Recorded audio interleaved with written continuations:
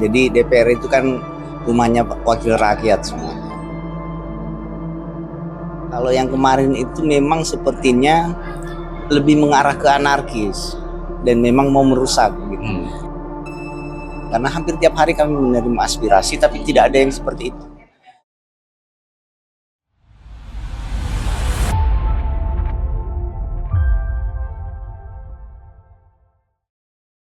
Tribuners, sekarang saya bersama dengan Wakil Ketua DPRD Provinsi Sulawesi Selatan, Pak Fauzi.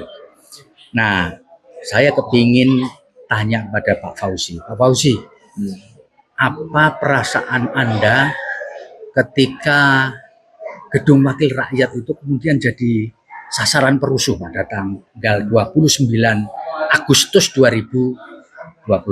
Lan Pak Fauzi. Iya, yang pertama pasti kita sedih lah ya, karena itu kan rumah mereka sendiri sebenarnya.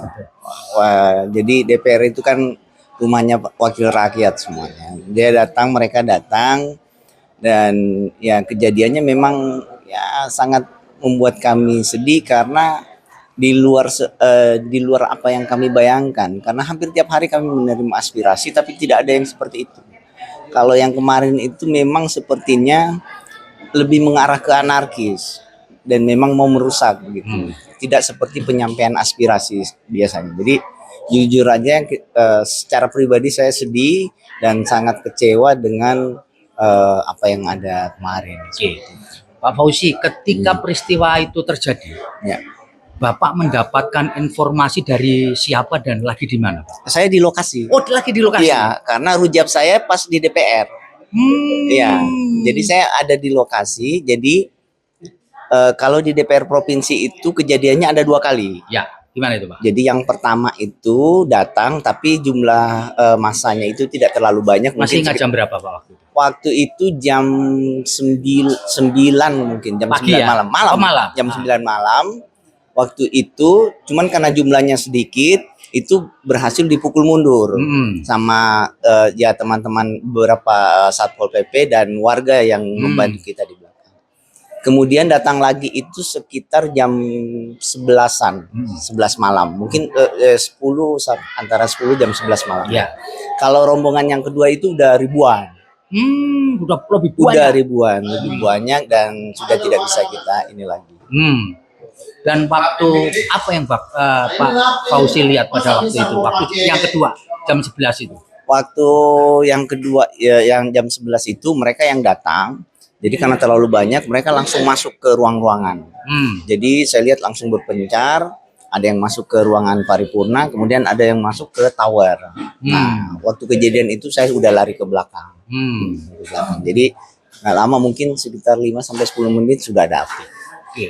Pak, pada waktu itu, saat itu, Bapak sempat istirahat tidur jam berapa? Saya subuh, Pak, setelah sholat subuh. Sholat dulu baru bisa ini. Iya, setelah semuanya padam, apinya padam, kemudian ada damkar sudah berhasil masuk, karena sebelumnya kan damkar itu nggak bisa masuk. Karena masa ya, Pak? Iya, jadi damkar itu 2:30 baru bisa masuk, memadamkan api, ya kondisi sudah kondusif, ya udah. Oke. Itu sampai jam 4 subuh. Kondisi. Bapak melihat situasi amuk masa kebakaran itu dari sisi mana, Pak?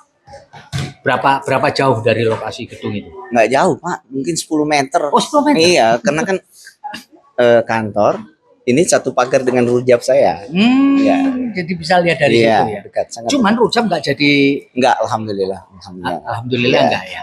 Pak, sampai sekarang apa Bapak sempat masuk ke bekas ruang kerja Bapak? Iya, udah masuk. Ya. Jadi setelah pas kebakaran masuk? Besoknya itu saya masuk. Saya masuk melihat memang kondisinya gimana, Pak? Nggak bisa ada yang bisa diselamatkan. Hancur, sama sekali nggak ada? Luluh lantak. Pak, kalau boleh saya tahu, di ruang itu pasti ada barang pribadi Bapak. Ya. Barang pribadi Bapak yang sangat berkesan buat Bapak, tapi sekarang nggak ada lagi. Entah buku, diari, entah majalah, entah apa gitu. Yang pertama di situ tuh banyak buku-buku saya, peninggalan pemberian dari ketum kami, Gus Mohaimin Iskandar. Di situ saya simpannya. Jadi saya biasanya kan kalau lagi tidak ada tamu atau tidak ini, saya buka-buka, kemudian buku soal tentang Gus Dur itu ada semua di situ. Oh, jadi koleksi buku, Ada ada di lumayan situ banyak. semua. Iya, ada 15 sampai 20-an. Cuma sekarang udah nggak ada Nggak lagi. ada lagi. Dan itu buku favorit Bapak Favorit ya. ya? Ya. Pak, kalau boleh saya tahu, waktu masa itu menyerbu itu, keluarga gimana Pak? Apakah ikut dibawa pergi keluar atau Jadi, tetap di rujak? Saya mendapat informasi demo itu kan sejak pagi dari teman-teman pengamanan bahwa kan biasanya memang kita dikirimin, Pak, ini ada kegiatan aksi demo satu hari ini. Ini. Saya lihat waktu saya baca memang wah ini kayaknya besar-besaran ini. Sehingga keluarga saya ungsikan. Oh. Saya ungsikan. Antisipasi ya. Jadi yang tinggal di rumah tinggal saya. Pak, kalau boleh saya tanya, sekarang ini untuk pertama kalinya kan rapat di kantor PU ini. Tentu fasilitasnya berbeda beda, banget. Jauh. Ruangnya lebih kecil. Apakah ini menurut Bapak mengganggu proses kinerja dari DPRD Sulawesi Selatan? Iya, sebenarnya sih kan kita semangatnya tetap harus bekerja gitu, karena apalagi ada agenda-agenda penting yang harus kita jalankan, terutama karena ini kita harus masuk di APBD perubahan segera, sehingga dengan kondisi apapun kita harus bisa terima. Kondisi apapun ya? Iya, kita harus bisa terima. Bahkan kemarin seandainya mungkin pihak Kabinda, kemudian Polda maupun Pangdam membolehkan, kami sudah tanggal 4 itu sudah paripurna. Sudah segera. Gitu. Pak Fauzi, ini terakhir. Ya, siap. Apa harapan Pak Fauzi ke depannya? Ya, kita sih harapannya kalau teman-teman semuanya masyarakat itu mau menyampaikan aspirasi tidak dengan cara-cara seperti inilah. Karena kan ini yang dirugikan kita juga.